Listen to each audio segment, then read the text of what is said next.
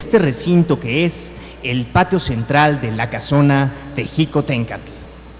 De este modo, iniciamos este día de trabajo con la conferencia magisterial titulada Justicia Constitucional.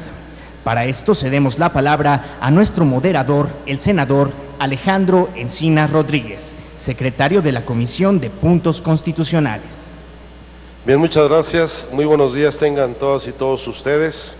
Agradecer su presencia, así como también agradecer a todos quienes están haciendo el seguimiento de este seminario en torno a la Constitución y los balances que están haciéndose de cara a su primer centenario a través del canal del Congreso de la Unión, que está transmitiendo en vivo la conferencia del día de hoy, que sin lugar a dudas va a ser una de las aportaciones más importantes dentro del programa de actividades que hemos llevado a lo largo de esta semana.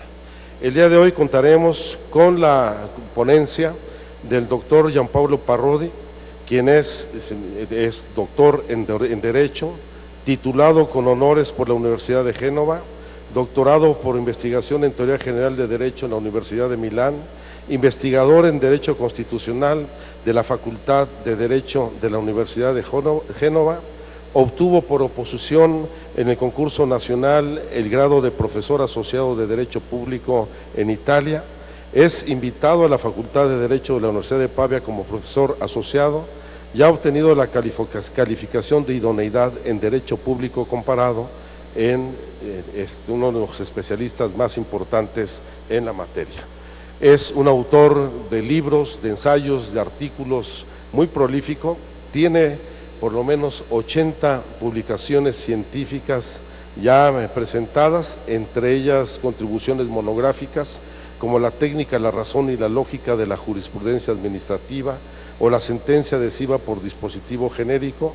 Tiene también publicaciones de carácter didácticos vinculados con los cursos de Derecho Constitucional en Padua y al mismo tiempo ha sido editor, ha sido colaborador en distintos ensayos y artículos. Practica la docencia en distintas universidades dentro de su país y sin lugar a dudas tiene una actividad profesional y docente muy intensa que lo ha llevado incluso a hacer estudios sobre la Corte Constitucional. Yo no quisiera alargarme en la presentación de un currículum tan vasto. Hemos tenido la oportunidad de platicar con el doctor minutos antes de iniciar este seminario y quisiera pasar a darle la palabra señalando que hoy vamos a tener que agilizar nuestros trabajos porque a las 11 hay una sesión solemne del Senado de la República que tenemos que atender. Entonces les pediría que escucháramos con atención al doctor Parrodi y posteriormente abríamos una ronda de preguntas y comentarios para aprovechar la presencia de nuestro país. Sea usted bienvenido, doctor Parrodi, y tiene usted el uso de la palabra, si quiere hacerlo en el podio, cuando usted guste.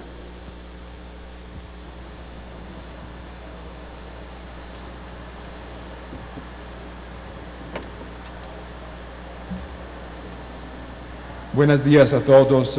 Quiero agradecer su invitación a este seminario, que auguro sea de gran producción para todos. Hasta aquí mi español, gracias. In italiano desidero ringraziare ancora il Senato per questo invito, questo privilegio. Por este privilegio que me da de presentar una conferencia sobre temas de justicia constitucional. Agradezco mucho a los organizadores y naturalmente al auditorio. Espero no aburrirlos mucho con mi conferencia, que toca inevitablemente perfiles técnicos de derecho procesal que como tales, imagino, no serán de fácil comprensión para todos, mientras que serán banales para los colegas académicos de las universidades de esta bellísima ciudad. Ahora, el título de mi conferencia es Modelos de control de constitucionalidad tendencias recientes. Mi conferencia ha tocado algunas experiencias de control de constitucionalidad en el ámbito de sistemas consolidados de la Europa continental. En el texto que luego entregaré a este Congreso encontrarán muchas referencias a experiencias de control de constitucionalidad, inclusive ulteriores y extraeuropeos. Mi intervención del día de hoy está limitada, también por motivos de tiempo, algunas experiencias europeas, como les decía, en particular en experiencias de control de constitucionalidad de tipo concentrado y caracterizadas por el acceso de manera incidental o en vía de actuación al juicio constitucional de la Corte, es decir, el problema de constitucionalidad es representado por la Corte Constitucional de manera incidental por jueces que se encuentran en la situación de tener que aplicar en el juicio pendiente ante ellos una norma de ley de cuya constitucionalidad se duda. Entonces, este es un poco el ámbito de mi investigación. Para fines de la comparación entre modelos de control de constitucionalidad, es un buen compromiso, una buena relación entre la necesidad de simplificar y garantizar un grado aceptable de totalidad y de detalle. Está constituido por criterios de clasificación que hacen referencia a los siguientes tres aspectos tradicionalmente privilegiados. El primero, el órgano titular del control. El segundo, la vía de acceso. A este último, antes hablaba de la vía de acceso incidental. Y luego los efectos de la decisión de inconstitucionalidad. Con base en estos criterios, se han construido contraposiciones que yo ahorita no voy a ponerme a considerar. Se distingue en materia el control difuso, llevado por todos los jueces del sistema estadounidense, canadiense, argentino, del common law, el control difuso o concentrado, atribuido a una única corte o tribunal constitucional. Hay también los sistemas mixtos, que se caracterizan por elementos del modelo difuso y elementos del modelo concentrado. Típicamente el sistema de los que hablaré hoy son los sistemas mixtos, en el sentido de que son concentrados por lo que se refiere a la competencia de declarar la inconstitucionalidad de la ley, que está concentrada a una corte o al Tribunal Constitucional, pero presentan elementos también de difusión, sobre todo por lo que se refiere a la iniciativa, porque el juicio constitucional por parte de la Corte Constitucional puede ser promovido, puede ser activado por la generalidad de los jueces. Naturalmente, los criterios son base también de la distinción entre control de manera principal o directa, un recurso directo a la Corte, como podría ser los procedimientos de su artículo 105 constitucional, una iniciativa de las relaciones constitucionales, y el procedimiento incidental del que hablaba antes. Entonces, el criterio de la vía de acceso determina esta dicotomía entre control de manera principal directa o bien el control vía de excepción, control concreto, como se llama en Alemania y en Austria. No quiero detenerme en estas clasificaciones que quisiera dar por conocidas hablando con los colegas juristas, o simplemente entregadas a ellos con un significado intuitivo para quienes no son juristas y que sin embargo tienen la paciencia de escucharme. Una vez recopiladas las controversias muy complicadas sobre estos criterios de clasificación de los modelos de control de inconstitucionalidad, me limitaré a indicar dos de ellos que en cambio me importan mucho para estos fines y que tal vez sean menos técnicos y menos complicados de comprender. Inclusive me disculpo por estas consideraciones de nuevo con los colegas académicos para quienes estas cosas son obvias. Para los presentes fines decía que nos interesa movernos en dos criterios ulteriores respecto a los que mencioné antes. Antes que nada, algunos criterios, algunas distinciones que se refieren al rol del juez constitucional bajo el perfil de las relaciones con el legislador, por una parte, y con los órganos jurisdiccionales comunes, por otro lado. Cuando hablo de jueces comunes, hago referencia a todos los jueces que no son jueces constitucionales. Por lo tanto, al interior de un sistema está la Corte Constitucional y luego están los demás jueces que son para mí los jueces comunes. Entonces, bajo este perfil diría que podríamos identificar tres actitudes fundamentales que las Cortes Constitucionales tienen. Una actitud de activismo directo, se trata del judicial activism, la corte protagonista, lawmaker, una corte policy maker, value oriented. Entonces, una corte constitucional que ocupa una posición muy fuerte en la forma de gobierno y que es capaz de determinar la evolución del sistema jurídico. Se habla en estos términos, por ejemplo, respecto a la Corte Suprema de los Estados Unidos. Luego hay una segunda actitud en donde los elementos de activismo son indirectos, y esto es muy importante para algunas experiencias europeas que me permitió considerar. Evidentemente el activismo indirecto, es decir, mediado por el juez común, que se moviliza y más o menos es guiado en el trabajo de adecuación del sistema legislativo a la Constitución, y es guiado por una Corte Constitucional que podríamos considerar una Corte que opera según un enfoque dialógico socrático, una Corte Constitucional que de manera un poco irónica me ha tocado llamar una corte que lleva a la luz las cosas, una corte constitucional que no genera directamente la interpretación conforme de la ley a la Constitución, pero invita a los jueces comunes a hacerlo. Típicamente, en algunos sistemas europeos de control de constitucionalidad, sobre todo el alemán, el italiano, la Corte Constitucional invita a los jueces comunes a incomodarla lo menos posible.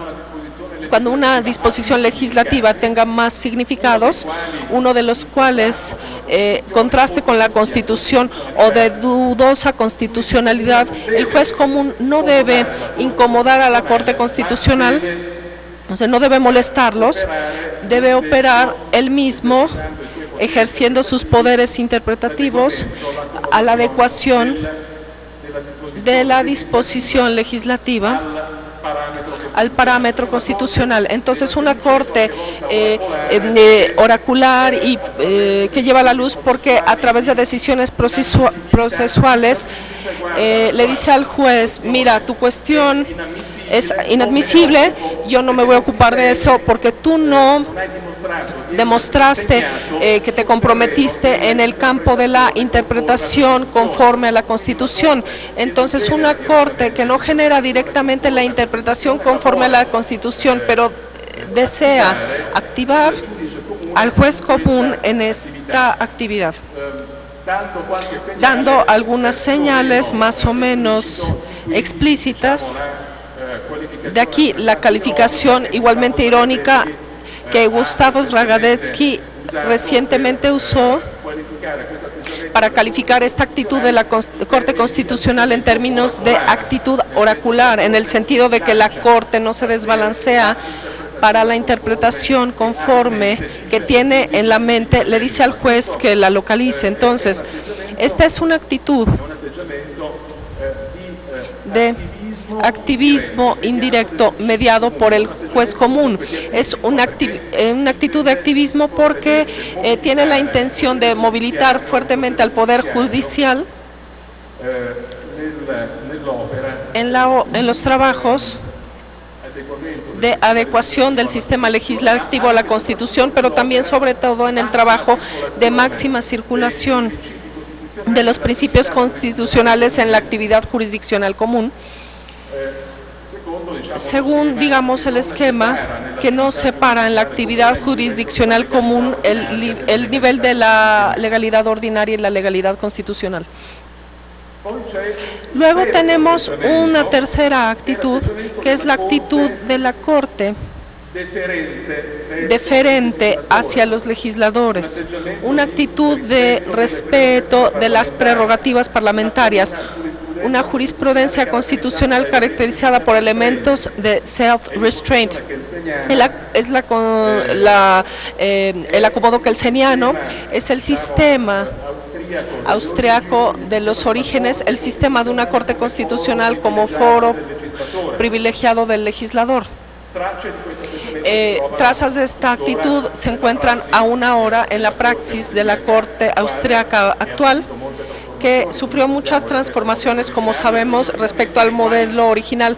Por lo tanto, ordenamientos en los cuales el modelo austriaco tuvo una importante circulación reciente hacia ordenamientos de reciente democracia en el área europea centro-oriental. Entonces, hay estas tres actitudes fundamentales: la Corte Lawmaker, la Corte que tiene un activismo judicial directo, y la Corte que promueve, en cambio, el activismo de los jueces comunes, y la Corte que se retrae y que expresa deferencia para con los legisladores parlamentarios.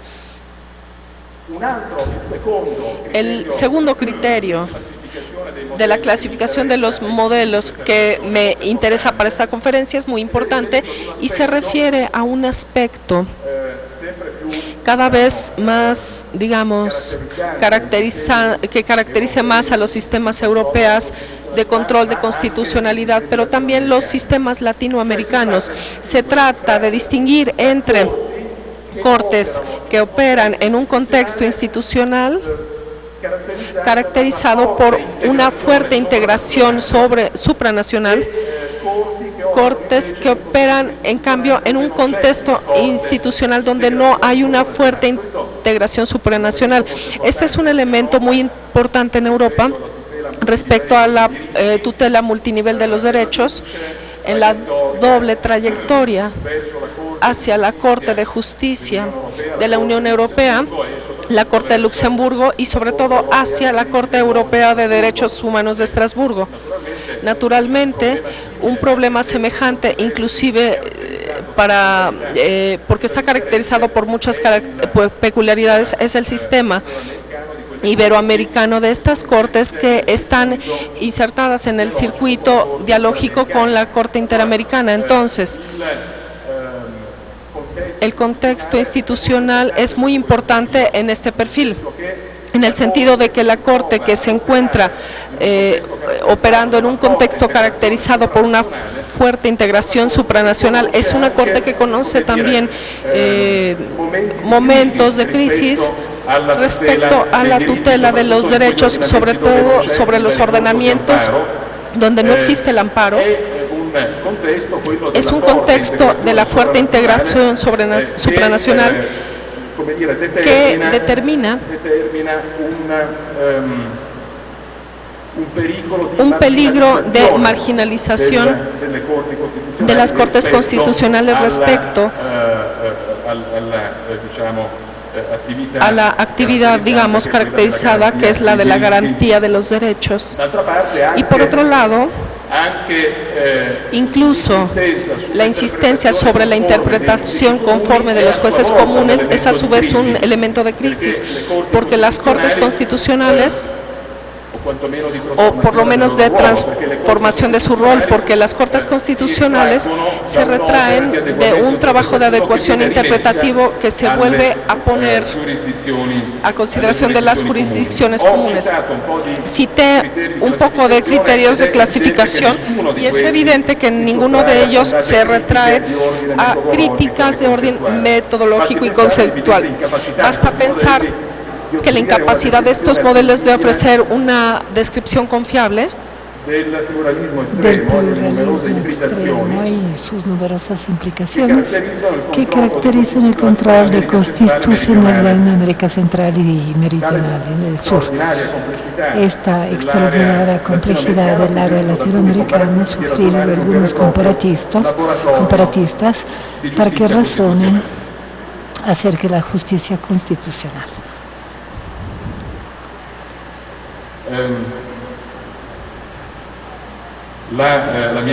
Mi ponencia que voy a dejar aquí, que estará en las memorias,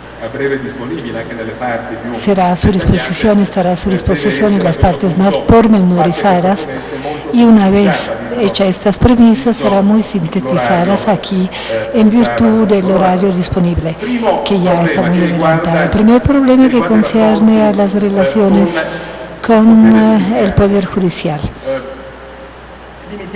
Vamos a limitarnos a algunas en ámbito europeo. Hablaba de la corte elevadora, la corte que da alumbramiento, pero que prende cada vez más acentuado por parte de los jueces comunes de intervenir.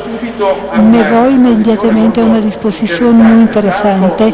Me salto el tema de la eficacia de las sentencias constitucionales de interpretación conforme, es decir, aquellas que en lengua castellana se llaman las sentencias interpretativas de desestimación. No me voy a ocupar de la eficacia de las sentencias interpretativas de rechazo, de las sentencias alemanas y después en gran mesura de las españolas, frente de una eficacia únicamente interpartes de las sentencias italianas. Me interesa la sentencia constitucional de interpretación conforme, sino que la interpretación conforme hecha por otros jueces, por los jueces comunes. Hay una disposición de la ley orgánica acerca del Poder Judicial española que concierne precisamente el acceso al Tribunal Constitucional y concierne la instauración del juicio constitucional ante el Tribunal Constitucional. El artículo 5, inciso 3, perdonen si lo cito con una pronunciación discutible, este artículo establece que el juez va a proceder al planteamiento cuando por vía interpretativa ya no sea posible que se acomode la norma al ordenamiento constitucional. Aquí se configura una condición de admisibilidad de la cuestión que levantó un juez común ante el Tribunal Constitucional. Lo interesante aquí es que esta disposición se quedó prácticamente letra muerta, es decir, en España esta disposición no se aplica por el Tribunal Constitucional porque declarar inadmisible la cuestión que desde el punto de vista del juez puede ser contraria a la Constitución y por tanto declarar inadmisible la duda prospectada por el juez porque no demostró su imposibilidad de la acomodación interpretativa hacia la Constitución, dice el Tribunal Constitucional Español, e introduce una forma de sindicato difuso ajenas a nuestro modelo concentrado. Lo interesante aquí es, en cambio, en ordenamientos en los que no existe una explícita disposición de este tipo y recordar en España que no se aplica por el Tribunal Constitucional. Este mecanismo, en cambio, se aplica en Alemania, en donde existen fuertes elementos de sindicato difuso y afirma la necesidad de esta ulterior condición de admisibilidad de la cuestión en el ámbito, en el marco del control completo, es decir, la cuestión, la dura, es más, en Alemania no se trata ni siquiera de una dura, la cuestión acerca de la inconstitucionalidad de una ley puede ser presentada al juez constitucional alemán únicamente si el juez común demostró la imposibilidad de interpretar de forma constitucional. Esta actitud es muy pronunciada también en Italia. Como les decía, como hablaba, la Corte Constitucional maltrata muchas veces a los jueces comunes que prospectan dudas, que presentan dudas de legitimidad constitucional sin haber demostrado cumplidamente en el acto de reenvío, sin haber demostrado la imposibilidad de interpretación de conformidad con la Constitución. El resultado de esta jurisprudencia es que los jueces comunes se comprometen en su máxima medida en la obra de adecuación interpretativa de la ley con los valores constitucionales, y esto más allá de las exigencias de adecuación, más allá de las exigencias de aplicar un significado normativo contrario a la Constitución, van más allá de los que los estadounidenses llaman voidance, es decir, la interpretación que los Estados Unidos hacen para evitar la declaración de inconstitucionalidad de una ley que puede conservarse en cuanto interpretada con otro significado conforme a la Constitución. En Italia se va mucho más allá de esto. Se trata de buscar la interpretación más coherente con los valores constitucionales, una interpretación mayormente conforme a la Constitución. Esto parecería un dato positivo que valora favorablemente, pero no es así, en el sentido que la investigación, la búsqueda de la interpretación mayormente conforme, según a mi parecer,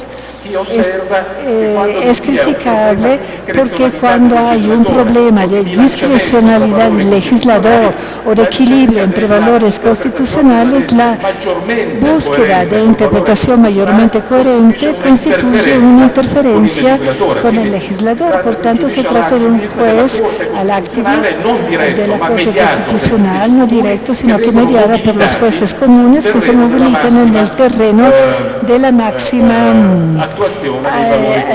aplicación de los valores constitucionales. Nuestra Constitución, como en muchas otras, existe el principio de la razonable duración del proceso.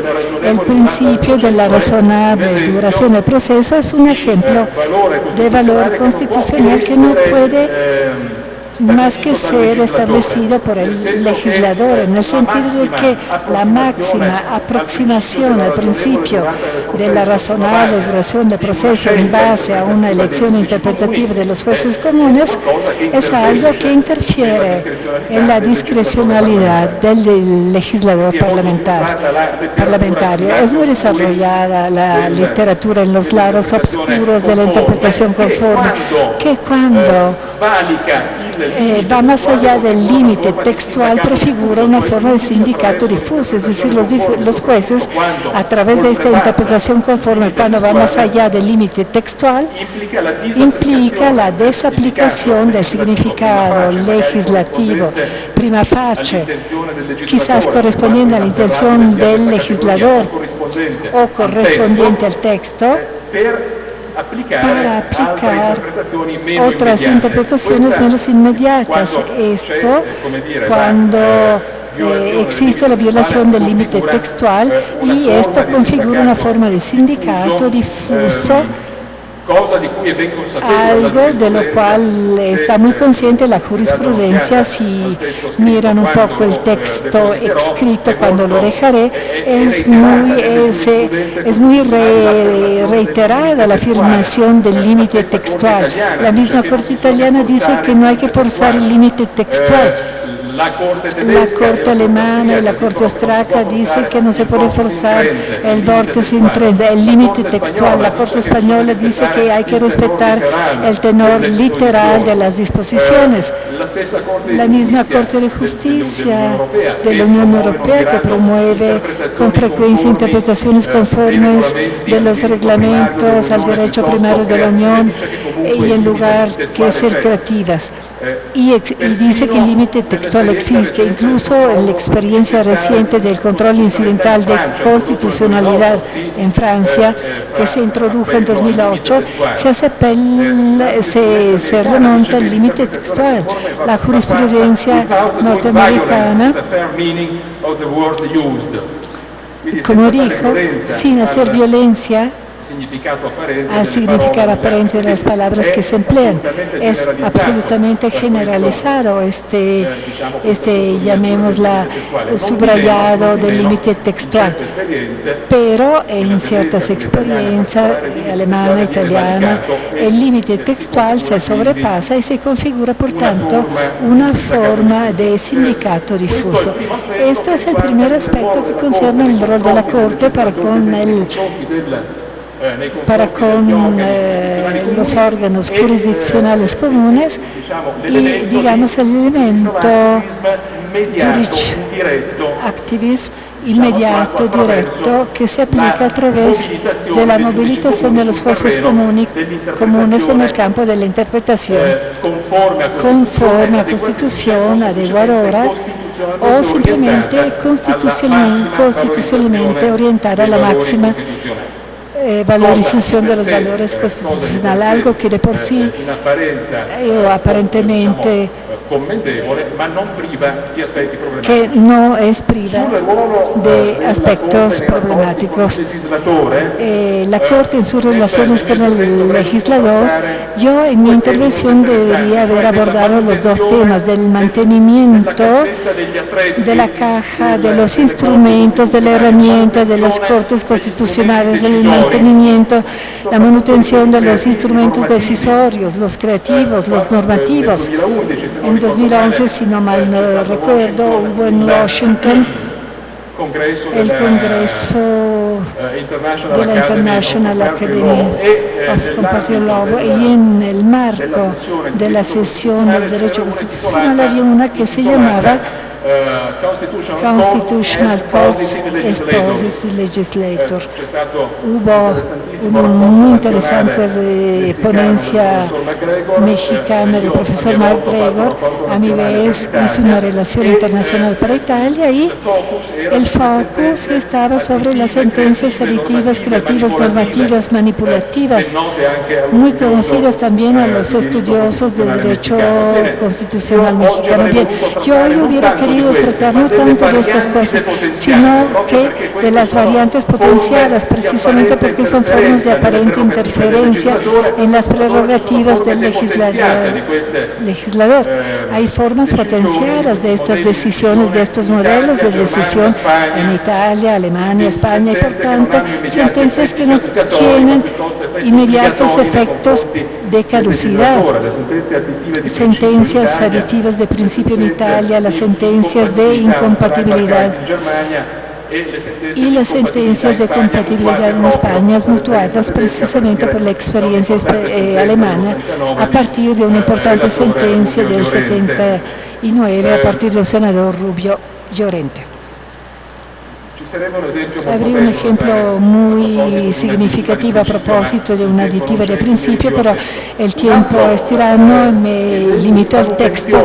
Otro ejemplo de mantenimiento del instrumentario decisorio de las Cortes es lo que concierne a la modulación de los efectos temporales en el tiempo, de los efectos en el tiempo de la declaración de constitucionalidad, muy conocidos también en la praxis de la Corte Suprema Mexicana en el marco de la acción de la controversia constitucional. Entonces, la constitucionalidad de postergar hacia adelante los efectos de la declaración de inconstitucionalidad. Naturalmente, el modelo es el austriaco, con el cual la Corte austriaca tiene poderes muy extensos de modular en el tiempo los efectos de inconstitucionalidad hacia el futuro, como pretérito. Pero gran parte de las cortes europeas tiene esos poderes constitucionalmente o legislativamente previstos. Hay muchos ejemplos en mi ponencia, pero la cosa interesante es ver la construcción de los poderes de modulación de los efectos por parte de las cortes que operan en sistemas en los cuales no está para nada previsto que se puedan modular estos efectos. Esto sigue siendo el sistema alemán, español y italiano. Podría parecer una forma de deferencia hacia el legislador a la que se le otorga tiempo para llenar el vacío, pero al mismo tiempo son instrumentos que permiten mayores espacios de intervención para las Cortes Constitucionales. Un ejemplo entre los muchos, el control de la constitucional, de la legislación tributaria fiscal. Es un control que sin estos instrumentos siempre puso muy incómodos. ¿Cómo hago para declarar inconstitucionales cuando esto opera retroactivamente? ¿Cómo le hago para declarar inconstitucional una legislación fiscal? Entonces, con la consecuencia de determinar la necesidad de maniobras adicionales y determinar lo que periodísticamente se llama los booking de balance y la posibilidad de diferir hacia adelante, o bien desde el día de la publicación de la sentencia, los efectos de inconstitucionalidad de la normativa tributaria que permite a la Corte de tener una actitud, en lugar de renunciatario, una actitud, digamos, de intervención en la declaración de inconstitucionalidad de una ley tributaria. Recientemente la ley tributaria italiana pronunció una sentencia con la cual declaró la inconstitucionalidad de un impuesto sobre las sociedades en el sector petrolero, declarando, sin embargo, en una óptica de balanza entre valores constitucionales que los efectos hubieran tenido efecto desde el día posterior a la publicación de la decisión. Nosotros tenemos una eficacia retroactiva y sin esta especificación, la anulación de esta ley tributaria hubiera obligado al Estado a devolver el impuesto pagado por la empresa petrolera en los ejercicios anteriores. Las empresas petroleras se quejaron mucho por esta sentencia, diciendo que la Corte reconoció la inconstitucionalidad de la ley tributaria. No entro en detalles, pero lo que tuvimos, lo que pagamos en los ejercicios anteriores no nos los van a devolver. Y esta es una polémica como miope, porque la alternativa a este modelo es la abstención total de la declaración de inconstitucionalidad de la ley tributaria. En el periódico Solo 24 Horas, que es el periódico financiero, los tributaristas hasta ahora han escrito artículos polémicos contra nuestra Corte Constitucional que muestra que comprende la inconstitucionalidad de algunas leyes tributarias, pero tiene el valor de declararlo por miedo a las consecuencias financieras. Esta es una sentencia de 2015, tomando algunos casos aislados anteriores. Esto es el más interesante, que el poder, en efecto, se reconoce inclusive de manera independiente a la previsión constitucional de este poder de modulación de efectos. Y esto porque la decisión de inconstitucionalidad no puede determinar un problema aún más grande que el que se quiere limitar con la declaratoria de inconstitucionalidad. Y por lo tanto, con esta sentencia 50 del 2015, la Corte Constitucional no quiso volverse tirana respecto a las demás, y entonces el valor del equilibrio de balance puede ser balanzado para limitar los efectos en el tiempo de una sentencia de inconstitucionalidad.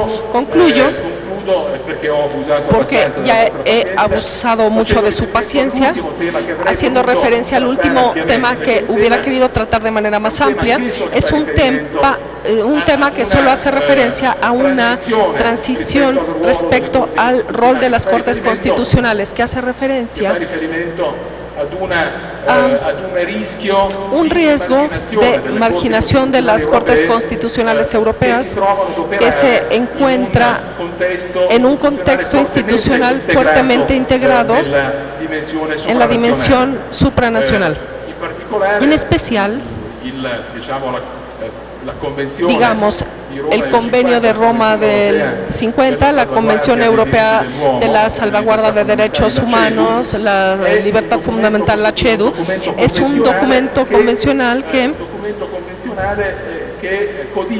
que codifica una serie de derechos fundamentales que tienen también reflejos al interior de los ordenamientos. Voy a darles el caso italiano, pero también hay otros casos así.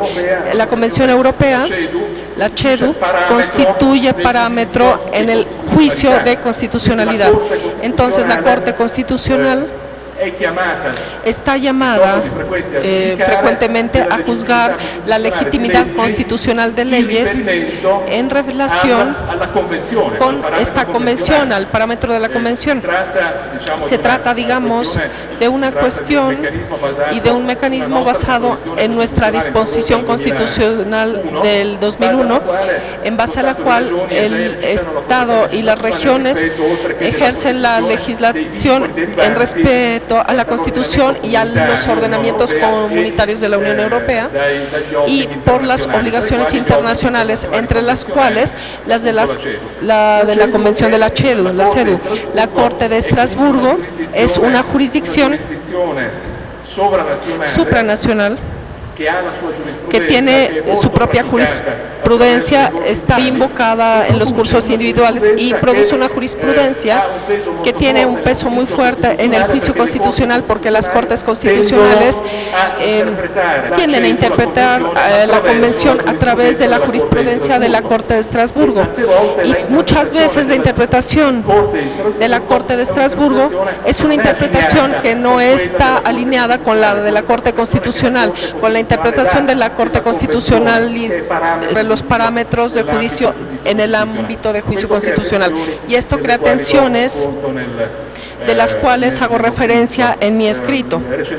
Recientemente la Corte Constitucional se ha atribuido márgenes de apreciación para separarse en la interpretación de la Convención de las sentencias de la Corte de Estrasburgo cuando no son o no expresen una jurisprudencia consolidada y cuando no sean sentencias piloto, es decir, sentencias que detecten un problema estructural al interior de la legislación de un Estado. Concluyo diciéndoles que también está esta situación respecto a las relaciones con la Corte de Justicia de Luxemburgo y de la Unión Europea, porque las Cortes han reconocido su naturaleza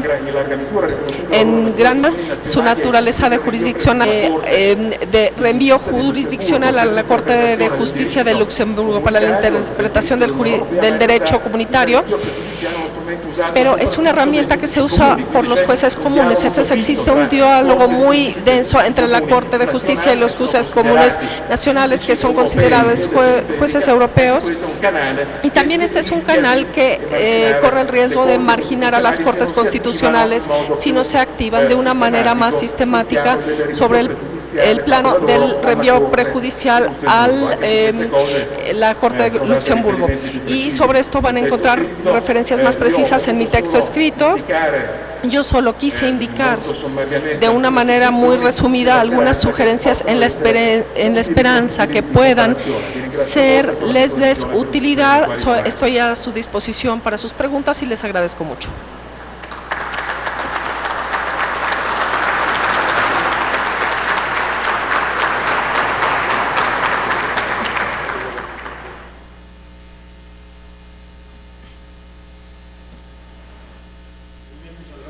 Molte grazie, molto bene. Vogliamo ringraziare il dottor Parodi per il suo intervento. Una intervención muy interesante sobre un tema que está formando parte de los debates fundamentales de esta legislatura. Es el referente a los modelos de control constitucional, que sin lugar a dudas fue mucho más allá de los perfiles técnicos y del derecho procesal al que dijo iba a referirse en un inicio. Sin lugar, esta ponencia ha analizado los sistemas de control constitucional en distintos países.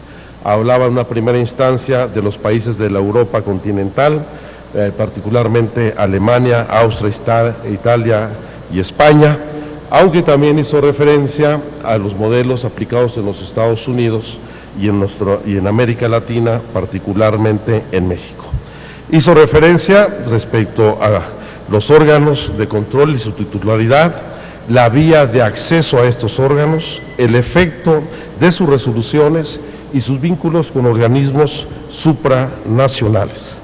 E identificó distintos modelos constitucionales, que es el modelo difuso, el modelo concentrado o el modelo mixto, en donde se diferencian con toda claridad el rol y el papel de las resoluciones en la interpretación de la ley de los distintos jueces. Y dentro de estos tres modelos diferenció el del corte protagonista, particularmente el que se realiza por la Corte en los Estados Unidos, el del activismo indirecto, en donde se da una fortaleza a los jueces en la interpretación de la ley, y un modelo de corte constitucional deferente con el poder legislativo que se convierte en un foro del legislador en interpretación de la ley. De esta forma, los ejes del análisis de la ponencia que nos ha presentado se vinculan fundamentalmente con la interpretación de carácter constitucional de los modelos de control, las decisiones, la naturaleza de las decisiones que adoptan estos órganos, la modulación de los efectos temporales o permanentes del pronunciamiento de inconstitucionalidad y las técnicas de juicio orientadas al derecho supranacional, en donde depende el nivel de actuación y de vínculo, de quizás subordinación en la integración a órganos supranacionales, como sucede en Europa o en América Latina. De esta manera, los sistemas de control constitucional podrían distinguirse primero por la titularidad de quien tiene el control del organismo, por el peso de la interpretación, el grado de libertad y el protagonismo de los jueces, los efectos de las decisiones jurisdiccionales y el papel que los organismos supranacionales, especialmente en la protección y garantía de los derechos humanos, tienen en la resolución de los órganos de control. En lo que se refiere a la titularidad del control constitucional, ya señalamos cuando la función es ejercida exclusivamente por una Corte Suprema, un Tribunal Constitucional, lo que se entiende como modelo concentrado, o a través de que se comparta con otros jueces, como menos el sistema cuando se conoce como control difuso o los sistemas mixtos. Yo aquí quisiera destacar en particular uno de los temas que más discusión tenemos en nuestro país respecto al papel de los organismos supranacionales y lo que son sus resoluciones, no solamente porque estamos discutiendo en estos momentos la ley de tratados internacionales, que nuestra Constitución les da el peso de ley que obligatorio en su cumplimiento en el país, sino además por las distintas resoluciones en este modelo difuso que existe en nuestro país, que surge a partir de la reforma constitucional del 2011 y las jurisprudencias que ha venido estableciendo la Corte Interamericana de Derechos Humanos, particularmente en 2013 a partir del caso de Rosendo Radilla y otras resoluciones que irá adoptando que implicarán definiciones del modelo constitucional en nuestro país respecto a resoluciones de un organismo supranacional que crecientemente tiene peso en la vida jurídica de nuestro país. Habrá que analizar con mayor detalle el protagonismo de los jueces en el activismo directo, el indirecto o este modelo con deferencia al legislador. En lo personal soy partidario del fortalecimiento de los controles legislativos en todos, no solamente respecto al vínculo con el Ejecutivo Federal, sino con la Corte y los órganos de Procuración de Justicia, analizar con mayor detenimiento los efectos de las decisiones jurisdiccionales, si estas pueden considerarse retroactivas en la declaración de nulidad o puede limitarse esta retroactividad con eficacia desde el momento de su declaración, y destacar el último tema que lamentablemente no pudo desarrollar en las relaciones con los organismos supranacionales, en donde lo más importante es que se reconoce que pese a las diferencias jurídicas, culturales y políticas entre nuestros países y nuestros modelos sociales, existe un patrimonio jurídico común que es la protección de los derechos humanos y el reconocimiento de la jurisdicción de organismos supranacionales, como sucede con la Corte de Justicia de la Unión Europea o con la Corte Interamericana de los Derechos Humanos en nuestro país. Yo quiero agradecer al doctor Parodi su ponencia. Como ustedes vieron, es muy vasta, se va a publicar en su totalidad en las memorias de este seminario, y abriríamos rápidamente una ronda de preguntas, subrayo, no nuevas ponencias, para que en un plazo de 5 o 10 minutos el doctor Parodi pudiera atender las preocupaciones de nuestro auditorio. De nueva cuenta, muchas gracias por su participación y por sus aportaciones a este seminario sobre la Constitución mexicana rumbo a su centenario en el 2017.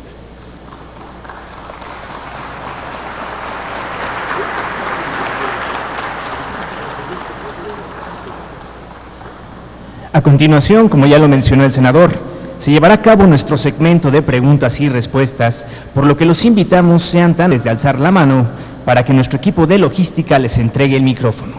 Les comunicamos que solo se tomarán en cuenta 3 preguntas.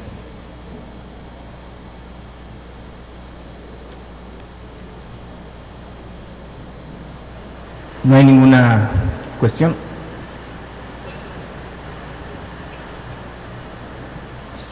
Muchas gracias. Con su permiso, señor senador. Doctor Parodi, muy breve. Tomando el punto, Morelos Canseco, secretario de la Comisión de Puntos Constitucionales, tomando en cuenta que la Constitución contiene tanto normas, desde luego reglas, como principios, ¿cuál sería, en su opinión, el límite deseable de un tribunal constitucional al enfrentarse a una controversia donde, a falta de norma y con un principio para partir a su sentencia, recurra a valores constitucionales y no en norma ni en principio, sino en un valor, funde su resolución? Me interesa conocer su punto de vista sobre los límites de esa interpretación de un tribunal constitucional. Muchas gracias.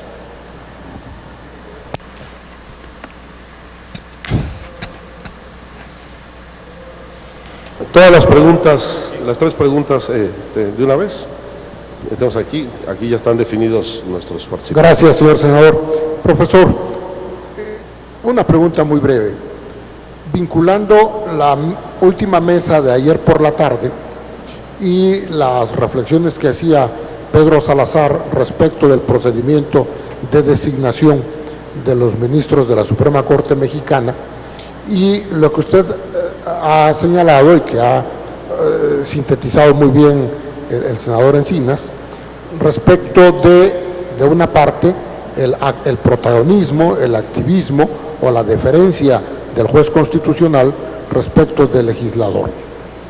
Mi pregunta es si, en opinión de usted, el procedimiento de designación de los integrantes de la Corte Constitucional influye o determina ese activismo o esa deferencia, y, si el tiempo lo permite, hacer algunas reflexiones sobre otros modelos de designación que usted conoce de integrantes de Cortes Constitucionales. Muchas gracias por su respuesta. Y nuestra última pregunta, por favor, nada más identificándose para efectos de registro en la televisión también. Muchas gracias. Estaba escuchando que, conforme a lo establecido por nuestra Constitución Política Mexicana, los tratados internacionales se convierten en ley obligatoria y su cumplimiento pues obviamente abarca todas las materias. En México se ha estilado que cuando se impugna alguna ley de carácter tributario y se declara la nulidad de esa determinación, se hace con efectos retroactivos. Escuchando su ponencia, debo entender que ya se está estableciendo un criterio a partir del cual la resolución no se emite para efectos retroactivos, toda vez que un impuesto se debe de cobrar a partir de que entra en vigor la ley.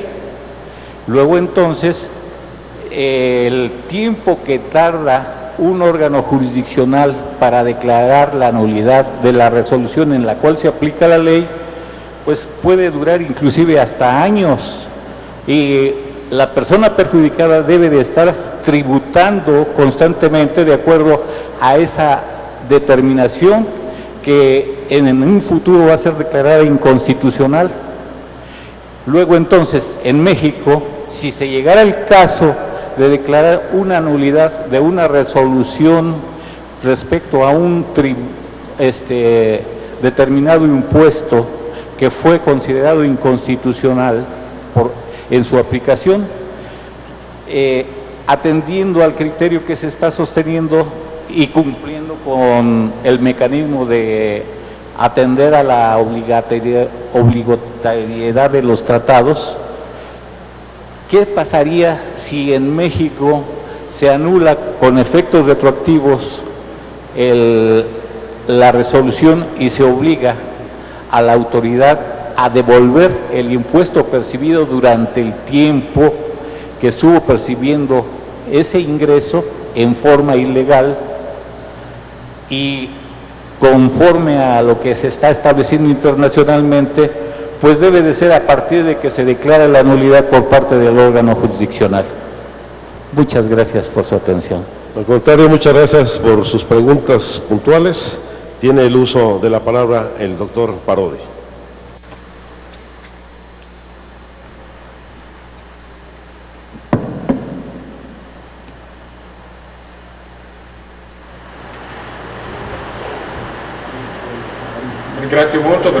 Les agradezco mucho por sus preguntas, muy pertinentes y también muy comprometedoras. El doctor Canseco se pregunta el límite del juez constitucional cuando debe decidir asumiendo parámetros no a normas constitucionales precisas, pero el principio de valores constitucionales. Es un tema de gran complejidad, muy discutido, muy estudiado por la doctrina. Respecto a parámetros de este tipo, la primera cosa que me viene a la mente, creo, es la pluralidad. La pluralidad de soluciones posibles desde el punto de vista de la discrecionalidad política del legislador. Por lo tanto, una multiplicidad de soluciones posibles para identificar, digamos, la adecuación necesaria a la Constitución. Es decir, cuando una ley resulta contrastante con el valor de la igualdad, de la dignidad, una ley que resulta contrastante a estos valores, se abren muchas soluciones posibles, y esta es la condición en la cual típicamente muchas cortes europeas, la alemana, la española, la italiana, frente a la Corte Suprema de los Estados Unidos, podría llamar una political question, frente a este marco plural de soluciones posibles, en cambio de declarar, en lugar de declarar, como se hacía hasta un cierto momento, la inadmisibilidad como una doctrine de justicial dignity, en lugar de declarar la inadmisibilidad, se declara la mera inconstitucionalidad, indicando principios más bien indeterminados al legislador al cual se remite la elección. Entonces son sentencias que no tienen un efecto de caducidad inmediata, es más, no tienen caducidad.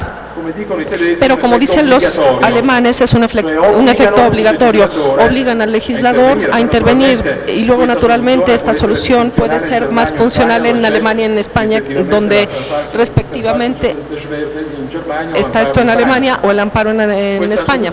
Esta solución puede ser un poco menos satisfactoria en Italia.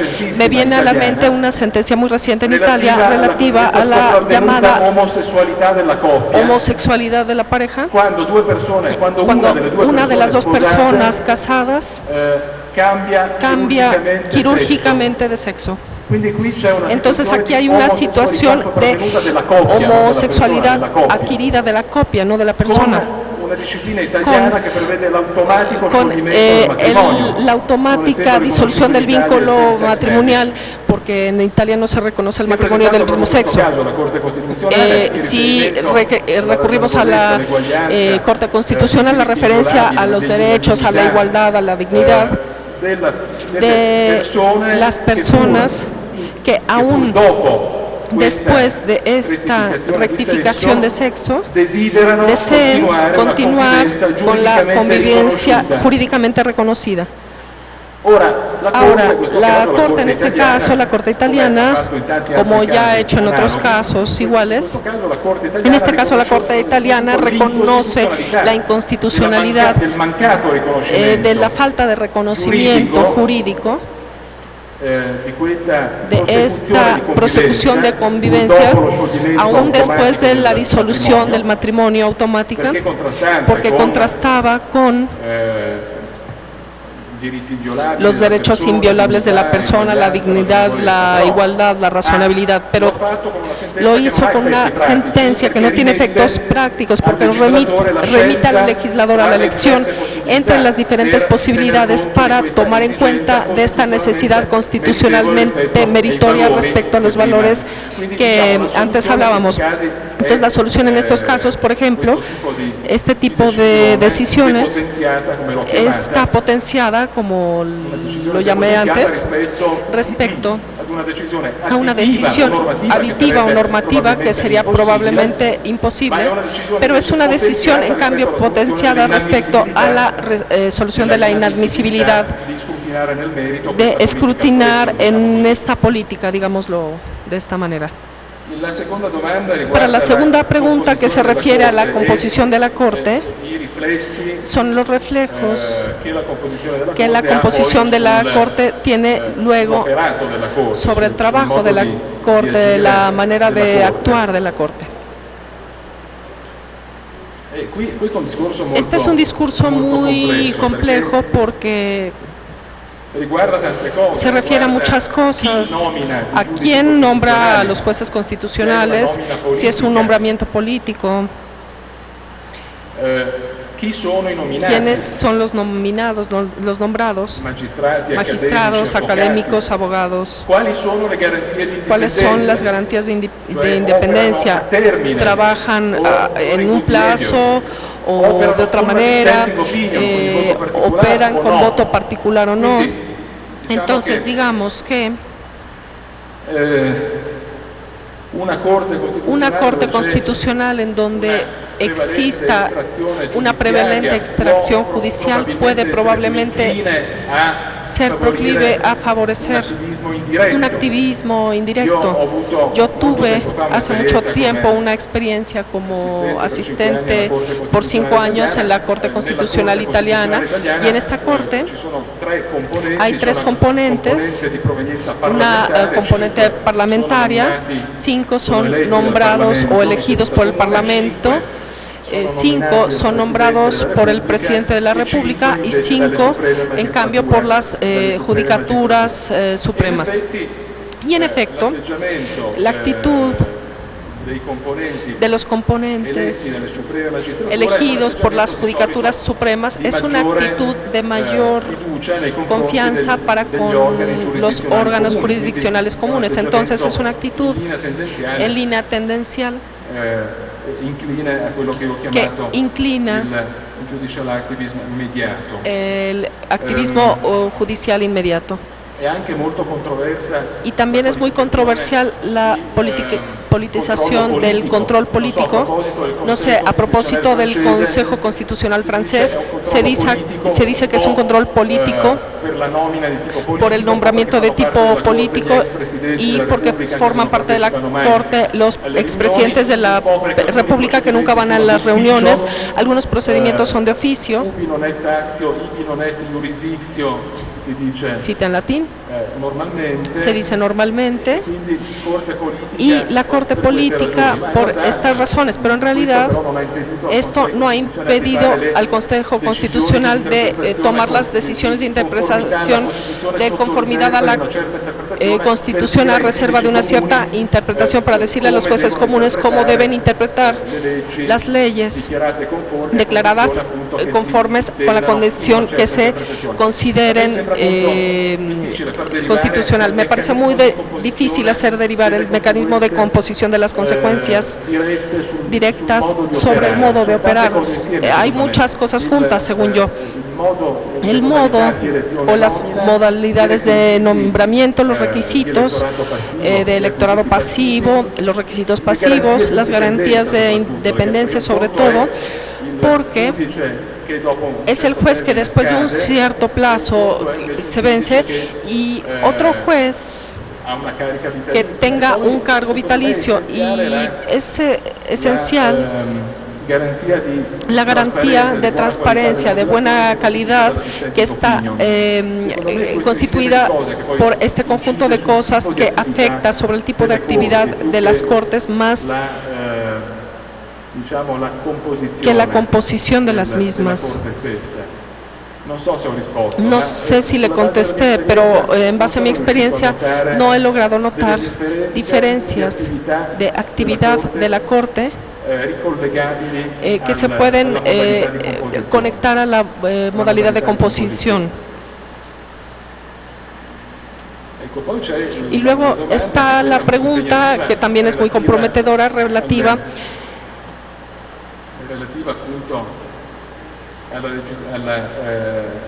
a la declaración de inconstitucionalidad de la legislación tributaria. Me parece que desde el 94,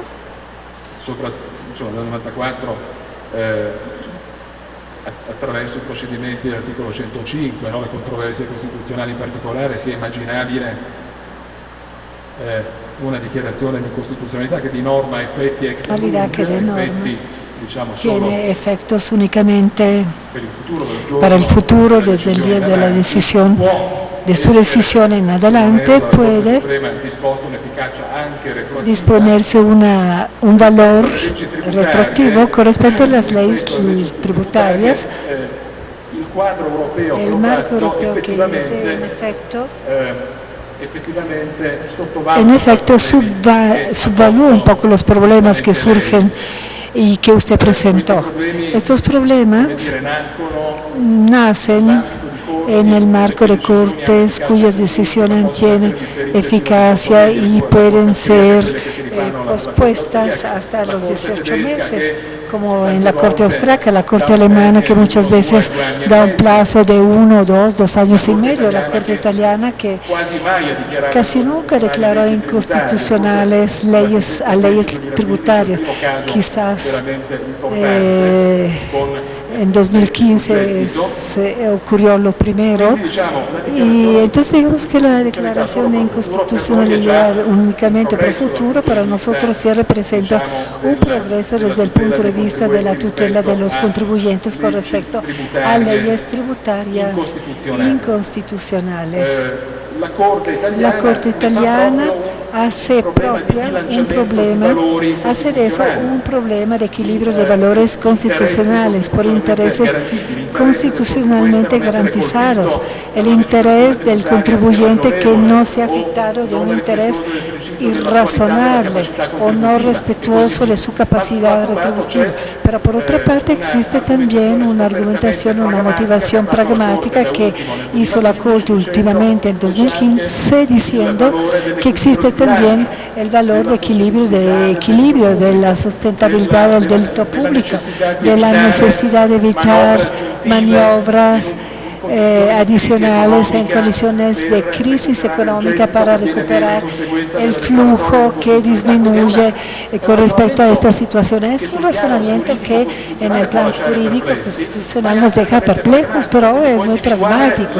Entonces puede identificar la retroactividad desde cierto momento en adelante, haciendo referencia al momento de la averiguación de la atribución tributaria o del cobro.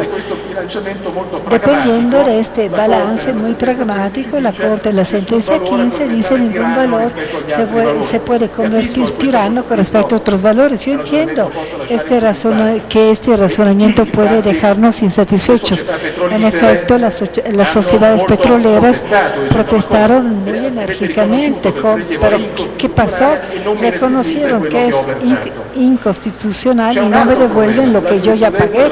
Hay otro problema.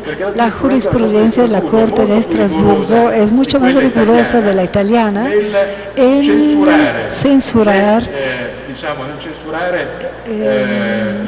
las leyes retroactivas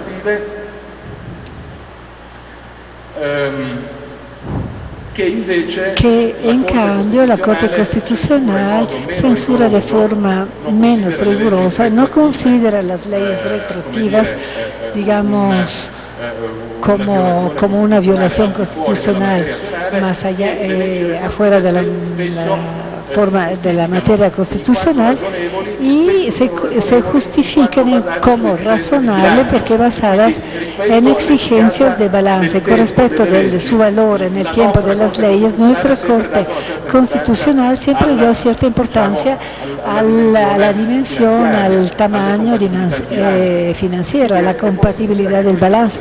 Es posible que este planteamiento pueda encontrar alguna reserva por parte del juez de Estrasburgo. Esto es lo que yo le intento decirle con respecto al problema muy delicado que aquí se ha planteado.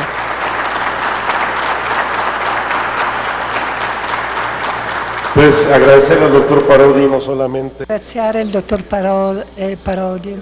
Non solo la magnifica spiegazione e l'attenzione que le hizo nuestro auditorio.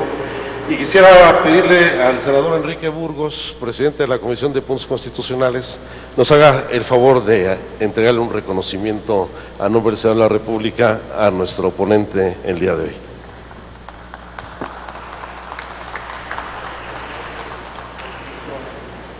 De esta manera se llevó a cabo esta conferencia a cargo del doctor Gianpaolo Parodi, profesor de Derecho Público Comparado. Cabe señalar que además de hablar de justicia constitucional, también respondió cuestionamientos del público, lo cual representa herramienta de trabajo para las y los legisladores de los diversos grupos parlamentarios que integran el Senado de la República. Pero también es importante destacar que la Constitución Política de los Estados Unidos Mexicanos, cercana a cumplir 100 años y con más de 500 reformas en su contenido, recibe un homenaje por parte del Senado de la República a través de este seminario, La Constitución, análisis rumbo a su centenario. Por ello, hay más actividades a las cuales yo lo invito a que esté al pendiente de la programación del canal del Congreso para que le dé seguimiento. Le agradezco que nos haya acompañado. Por lo pronto, yo me despido.